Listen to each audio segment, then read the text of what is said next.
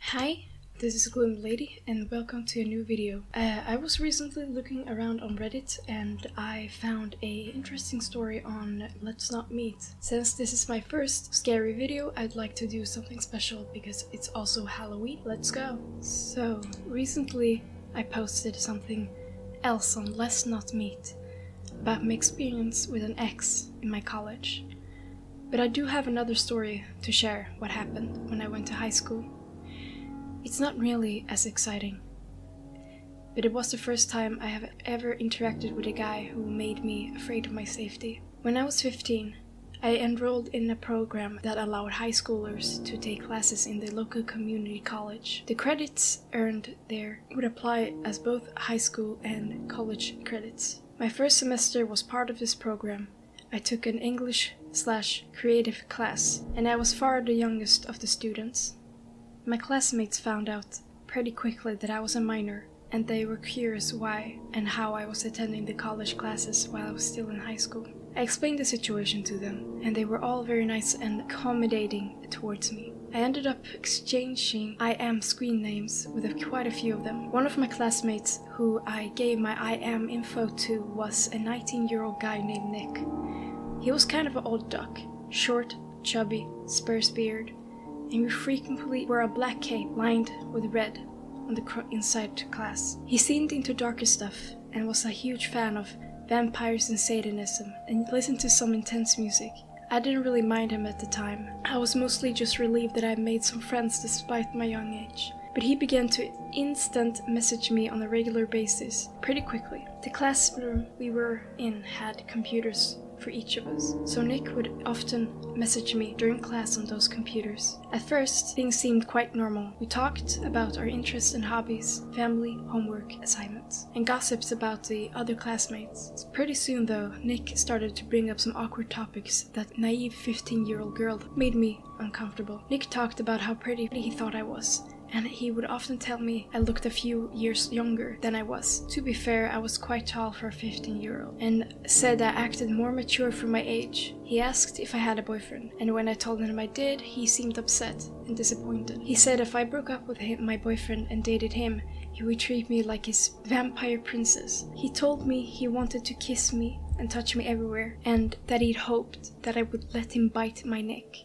I politely yet firmly turned him down every time he brought it up, but he didn't seem to get a hint. Since I was too young for a driver's license, my mom had to pick me up at college and drove me home. Due to her schedule, I usually had to wait for her to pick me up outside of the building of my class. Most of the time I would have to wait for about a half an hour. Nick started to follow me out of class and would often wait with me until my mom pulled up. He would pressure me for my personal info and trash talk my current boyfriend. He commented that my boyfriend was probably cheating on me and that I should dump him. When my mom finally pulled up, I would breathe out a sigh of relief and jump in the car. Online, Nick began to be more aggressive. Anytime he messaged me, he would start talking about my body, and in a really inappropriate way for a 15-year-old. I would repeatedly tell him that I didn't like what he was saying. No matter how much I tried to sneer the conversation away, he would always bring it back to dirty talk. He told me he didn't mind that I was mostly flat-chested, stating that he didn't need more than a handful. He told me I should wear tighter clothing in class so he could get a better image of what I looked like naked. He mentioned that he frequently fantasized about doing stuff with me in class, and specifically mentioned bending me over the computer desks. When I was home, I would refuse to respond to his messages if he took it too far, but when we were in class, I had no excuses to ask why I haven't messaged him back. He would sit next to me in class every day and would message me messages, then stare at me until I replied. If I didn't, he would get upset and his messages would become more hostile. He would say things like, "Why aren't you responding to me? You know I can see you ignoring me. I thought you were too young and pure to turn into one of those slutty bitches." But I guess I was wrong. The messages would pop up one after one until I replied, and I would often cave and say, "Sorry, I was just paying attention to the teacher and I didn't see your messages." Of course he'd immediately change his tune, then start back with his twisted idea of a romantic conversation. I felt like there was no escape of his barrage of sexual commentary, and I vowed to just stick it out and make it to the end of the semester. I thought if I only got through the class, I could easily avoid him on campus in the spring. Everything came to a head towards the end of the fall semester. Nick sat next to me in every class, messaged me constantly, called me weird pet names in front of other people, and would always try to be physical contact with me. He put his arm around my shoulder and always wanted to hug me. It made me excruciatingly uncomfortable, but I was too shy and nervous to ask him to stop. I would try to shrug his arm off my shoulder and try to just stick to high fives. When he hugged me, I kept my hips as far away from him as possible. I even told one of the mentors at my youth group that there was someone in my college making me feel uncomfortable. At the time, I wasn't sure if I was overreacting, so I asked my youth teacher if I could forward him to the other parts of our online conversation that I thought were the most inappropriate. My youth teacher's reaction quickly made me realize that this was serious, and explained that what Nick was doing was both extremely inappropriate and also potentially illegal. He asked if I could keep him updated on the situation and to send him any more questionable messages. A couple days later, Nick messaged me. For some reason, on that particular day, he was acting extremely forward. He made several of the usual comments about my looks and body, then started to say how frustrating it was that I was so hot at a young age. He told me that I was too beautiful and that it drove him crazy just seeing me in person. Then he said something that sent chills down my spine. He told me, "You're sexy and gorgeous, and I'd probably still fuck you if you were dead." Then he went to describe in great detail how he had this fantasy about having sex with a girl who either was unconscious or freshly dead. And I mean in great detail. I was absolutely horrified and just sat there staring at the barrage of my message and as they popped up. After a few minutes, I was able to snap myself out of my terrified stupor and immediately blocked him.